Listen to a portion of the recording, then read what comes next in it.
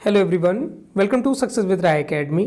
3 मई 2023 के दैनिक जागरण के राष्ट्रीय संस्करण को आज के इस वीडियो में हम डिस्कस करेंगे। तो चलिए वीडियो को स्टार्ट करते हैं। सबसे पहली न्यूज़ जो कर्नाटक में चुनाव होने वाले हैं विधानसभा के, उसको लेकर कांग्रेस ने अपना जो घोषणा पत्र है वो जारी कर दिया है और उन्होंने इस घोषणा पत्र में कई घोषणाएं करी हैं और इस घोषणा पत्र का उन्होंने नाम दिया है सर्व जनांगदा शांति थोटा, यानी कि सभी लोगों के लिए शांति का बगीचा। अब इसमें उन्होंने जो प्रमुख वादे किए हैं उसमें है कि जो 50% आरक्षण है SC, ST, OBC का, उनको कर दिया जाएगा 75% और जो धार्मिक यानी कि जो मुस्लिम लोग हैं उनको भी 4% का आरक्षण दिया जाएगा। उसके बाद जो बजरंग दल जो संगठन है हिंदुओं का, उसको प्रतिबंधित किया जाएगा, ऐसा इस चुनावी घोषणा पत्र में लिखा गया है। और इसमें यह भी कहा गया है कि जो प्रतिबंधित इस्लामिक संगठन पॉपुलर फ्रंट ऑफ इंडिया है से तुलना करते हुए उन्होंने बजरंग दल की तुलना की और उसको भी प्रतिबंधित करने को बोला है। आगे आने वाले दिनों में ये भी बताया है कि हम सख्ती से निपटेंगे, कानून और संविधान पवित्र और सर्वोपरि है। कांग्रेस अध्यक्ष जो हैं मल्लिकार्जुन खड़गे ने कांग्रेस को कर्नाटक इकाई के अध्यक्ष DK शिवकुमार तथा कांग्रेस विधायक दल के नेता सिद्धरमैया सहित अन्य पार्टियों की उपस्थिति में घोषणा पत्र जारी किया, जिसमें गृह ज्योति, गृह लक्ष्मी, अन्न भाग्य, युवा निधि एवं शक्ति की 5 गारंटी दोहराई गई है। अब जो वादे किए गए हैं उसमें जरा नजर डाल लेते हैं। सबसे पहला है कि गृह ज्योति के तहत 200 यूनिट निःशुल्क बिजली दी जाएगी। गृह लक्ष्मी योजना में परिवार की मुखिया महिला को प्रति माह 2000 रुपये मिलेंगे। अन्य भाग के तहत VPL परिवार के प्रत्येक सदस्य को हर माह 10 किलोग्राम चावल मिलेगा। युवा निधि के तहत बेरोजगार स्नातकों को प्रति माह 3,000 रुपये, डिप्लोमा धारक बेरोजगारों को 2 साल के लिए 1500 रुपये प्रति माह दिया जाएगा। शक्ति योजना के तहत सभी महिलाओं को राज्य भर के जो बसें हैं उसमें निःशुल्क यात्रा की सुविधा दी जाएगी। कर्नाटक विसल ब्लोअर सुरक्षा कानून बनाया जाएगा।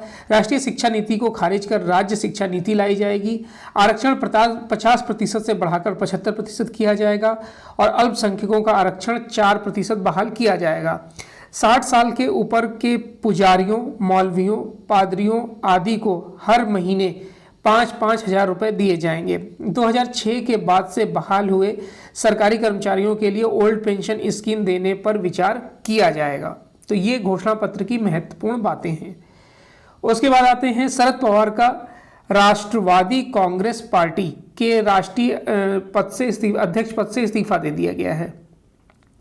देखिए, राष्ट्रवादी कांग्रेस पार्टी के जो राष्ट्रीय अध्यक्ष हैं शरद पवार ने अपना पद छोड़ने की घोषणा कर दी है। कार्यकर्ताओं के आग्रह के बाद उन्होंने अपने जो निर्णय है उस पर पुनर्विचार हालांकि बोला है और 2-3 दिन का समय मांगा है।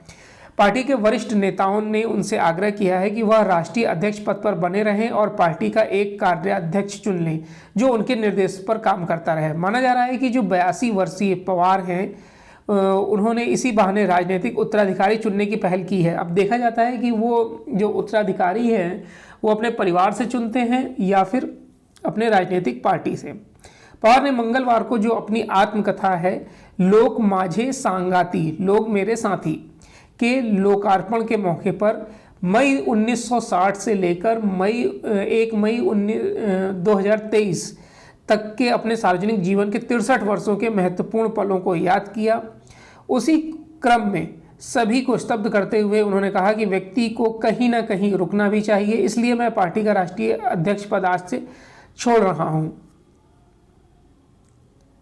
चलिए नेक्स्ट न्यूज पर आते हैं। गो फर्स्ट कंपनी ने किया दिवालिया आवेदन। वाडिया समूह के स्वामित्व वाली विमानन कंपनी गो फर्स्ट ने स्वैच्छिक रूप से दिवालिया प्रक्रिया के लिए नेशनल कंपनी लॉ ट्रिब्यूनल की दिल्ली पीठ में आवेदन किया है। गहरे नकदी संकट से जूझ रही गो फर्स्ट ने मंगलवार शाम को कहा कि बुधवार से 3 दिन के लिए सभी उड़ानें बंद रहेंगी। भविष्य की अनिश्चितताओं के बीच विमानन कंपनी ने इस अवधि के लिए बुक की गई टिकटों का पूरा पैसा वापस करने की बात कही है। कंपनी रोजाना करीब 185 उड़ानों का संचालन करती है। इससे पहले मंगलवार को दिन में गो फर्स्ट के सीईओ कौशिक खोना ने कहा कि दिवालिया प्रक्रिया के लिए आवेदन करना दुर्भाग्यपूर्ण है, लेकिन कंपनी के हितों की रक्षा के लिए ऐसा किया जाना जरूरी था। कंपनी ने इस पूरे घटनाक्रम की जानकारी सरकार को भी दे दी है। साथ ही नागर विमानन महानिदेशालय यानी कि डीसीजीए को एक विस्तृत रिपोर्ट भी सौंपी गई है। नेक्स्ट है, भंग होंगे देश भर के 62 छावनी बोर्ड। देश के सभी 62 छावनी बोर्ड भंग होंगे। इससे इतने ही छावनी बोर्ड का अस्तित्व समाप्त हो जाएगा। योजना यह है कि ब्रिटिश काल की इस प्राचीन परंपरा से मुक्ति पाते हुए छावनी क्षेत्रों में केवल सैन्य केंद्र ही विकसित किए जाएंगे और अन्य क्षेत्र स्थानीय निकायों को लौटा दिए जाएंगे। इस योजना का आरंभ धर्मशाला के समीप 81 वर्ष पुराने योल छावनी बोर्ड को भंग कर किया गया है। रक्षा मंत्रालय के संयुक्त सचिव राकेश मित्तल ने 27 अप्रैल को अधिसूचना जारी की है। स्थानीय लोग लंबे समय से छावनी क्षेत्र से अलग होने की मांग कर रहे थे। इस बीच हिमाचल के राज्यपाल ने भी मंगलवार को हिमाचल प्रदेश पंचायती राज अधिनियम 1994 की उपयुक्त धाराओं के अंतर्गत छावनी बोर्ड योल के सिविल क्षेत्र को धर्मशाला विकास खंड की पंचायतों में विलीन करने का आदेश दिया है। सैन्य सूत्रों की बात करें तो यह कदम सभी पक्षों के लिए हितकारी है। छावनी क्षेत्र में होने के कारण स्थानीय लोगों को अब तक राज्य सरकार की योजनाओं से लाभ नहीं मिल पाते थे। छावनी बोर्ड को रक्षा मंत्रालय का एक भाग रक्षा संपदा महानिदेशालय संचालित करता है। योल कस्बे की स्थापना 1849 में हुई थी और यह यंग ऑफिसर्स लिविंग का संक्षिप्तीकरण है। यहाँ विश्व युद्ध एक के बाद युद्धबंदियों को रखा जाता था। नेक्स्ट न्यूज पर आते हैं। नेक्स्ट न्यूज है कि भारत मालदीव के संबंध समय की कसौटी पर खरे उतर रहे हैं। ये स्टेटमेंट दिया है राजनाथ सिंह ने। देखिए, रक्षा मंत्री राजनाथ सिंह ने मंगलवार को माले यानी जो वहाँ की राजधानी है के एक कार्यक्रम में भारत की ओर से तोहफे के तौर पर मालदीव को एक तेज गश्ती पोत और एक नौका सौंपी गई है। इसके साथ ही उन्होंने और मालदीव के राष्ट्रपति इब्राहिम मोहम्मद सोलेह ने द्विपक्षीय रणनीतिक संबंधों पर विस्तार से बातचीत की तथा उन्हें देश के प्रति भारत का समर्थन जारी रखने का आश्वासन भी दिया। द्वीप राष्ट्र के शीर्ष अधिकारियों की उपस्थिति में सिंह ने अपने संबोधन में कहा कि भारत मालदीव का रिश्ता वास्तव में विशेष है और यह पूरे क्षेत्र के अनुसरण के लिए एक मॉडल के रूप में विकसित किया गया है। रक्षा मंत्री ने हिंद महासागर क्षेत्र में चुनौतियों से निपटने में सहयोग बढ़ाने के लिए भारत, मालदीव और क्षेत्र के अन्य समान विचारधारा वाले देशों के बीच सहयोग बढ़ाने की आवश्यकता पर भी प्रकाश डाला है। नेक्स्ट न्यूज है कि 2 महीने बाद फिर भारत की यात्रा पर आ रहे हैं चीन के विदेश मंत्री। भारत और चीन के बीच सीमा विवाद भले ही पूरी तरह से सुलझ नहीं रहा हो, लेकिन दोनों देशों के बीच संवाद प्रक्रिया लगातार जारी रहने के संकेत हैं। इस क्रम में चीन के विदेश मंत्री सिन गोंग इस हफ्ते भारत की यात्रा पर आ रहे हैं और एक बार फिर विदेश मंत्री एस जयशंकर से उनकी बातचीत होने की संभावना है। गोंग गोवा में संघाई सहयोग संगठन की बैठक में हिस्सा लेने के लिए आ रहे हैं। इसके पहले वह 1 और 2 मार्च 2023 को नई दिल्ली में आयोजित G20 के विदेश मंत्रियों की बैठक में हिस्सा लेने के लिए आए थे। तब गोंग और जयशंकर के बीच द्विपक्षीय बैठक हुई थी। इसके बाद दोनों देशों के रक्षा मंत्रियों की भी पिछले हफ्ते एससीओ की बैठक के दौरान द्विपक्षीय मुलाकात हो चुकी है। इस तरह से सिर्फ 2 महीने के अंतराल पर भारत चीन के बीच उच्चतर स्तर पर तीसरी बैठक की संभावना बन गई है।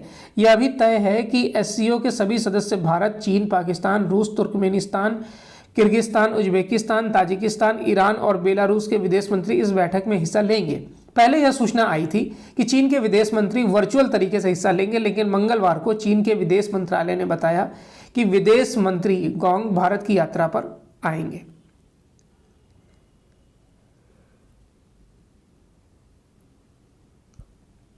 नेक्स्ट न्यूज है कि छात्रों की शिकायतें सुनने के लिए विश्वविद्यालय जल्द नियुक्त करेगा लोकपाल।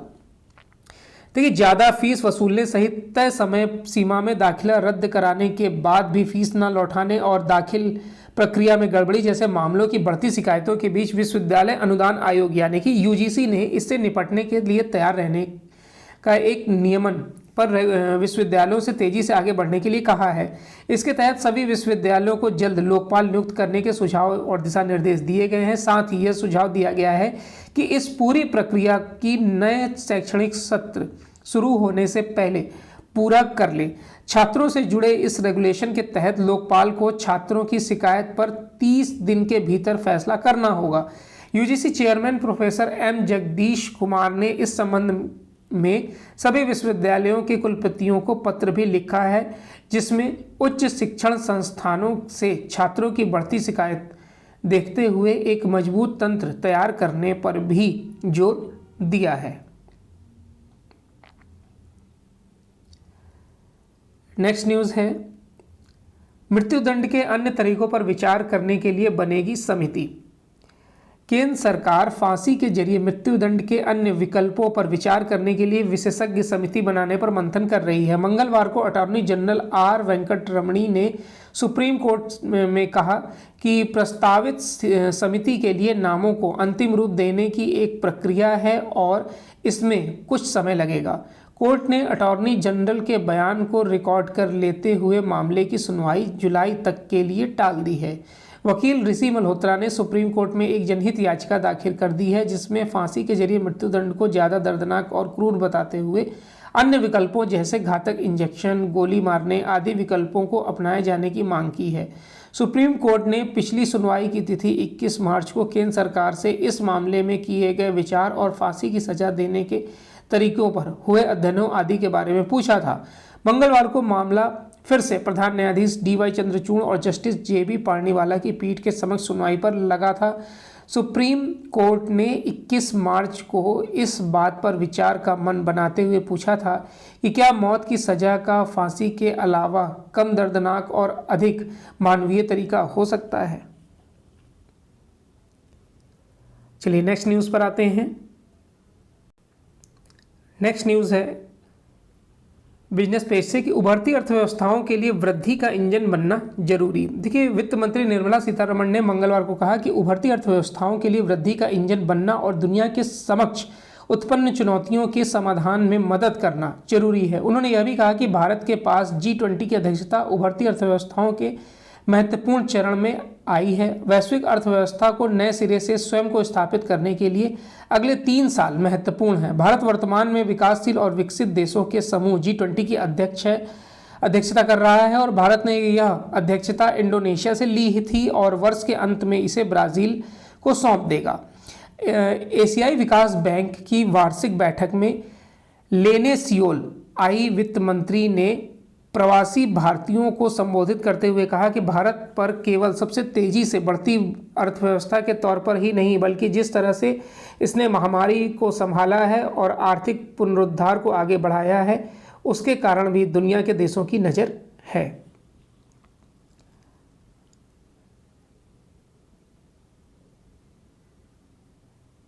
चलिए नेक्स्ट न्यूज़ पर आते हैं। फास्टैग से टोल संग्रह का रिकॉर्ड, एक दिन में मिले 193 करोड़ रुपए।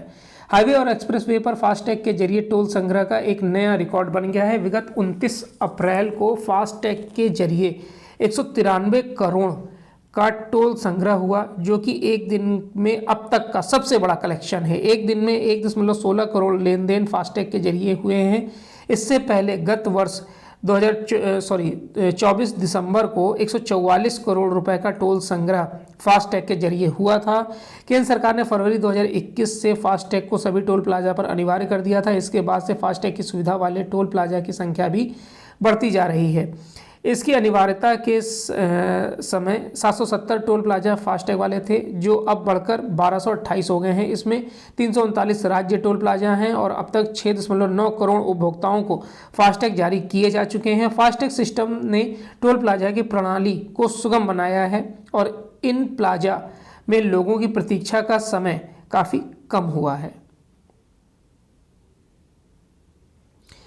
ये भी जान लीजिए कि जल्द शुरू होगा नेविगेशन आधारित टोल सिस्टम। हाईवे पर अपने वाहन ले जाने वाले लोगों ने भी फास्टैग को जिस तरह अपनाया है, उससे टोल ऑपरेशन की क्षमता और दक्षता में वृद्धि हुई है।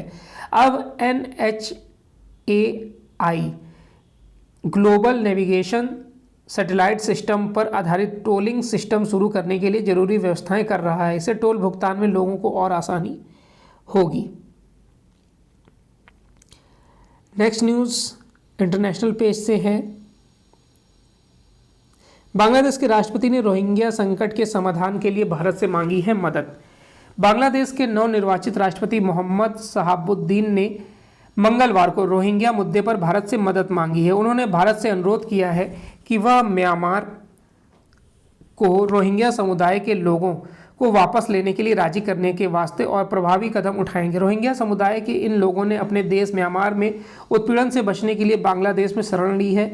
राष्ट्रपति के अधिकारी आवास के एक प्रवक्ता ने कहा कि बांग्लादेश में भारतीय उच्चायुक्त प्रणय कुमार वर्मा के साथ बंग भवन में मुलाकात के दौरान राष्ट्रपति ने यह अनुरोध किया है। ढाका में भारतीय उच्चायोग ने ट्वीट किया कि वर्मा ने राष्ट्रपति शहाबुद्दीन से मुलाकात की और उन्हें राष्ट्रपति द्रौपदी मुर्मू और वह प्रधानमंत्री नरेंद्र मोदी की ओर से हार्दिक बधाई दी है और हाल के द्विपक्षीय घटनाक्रमों पर चर्चा की है।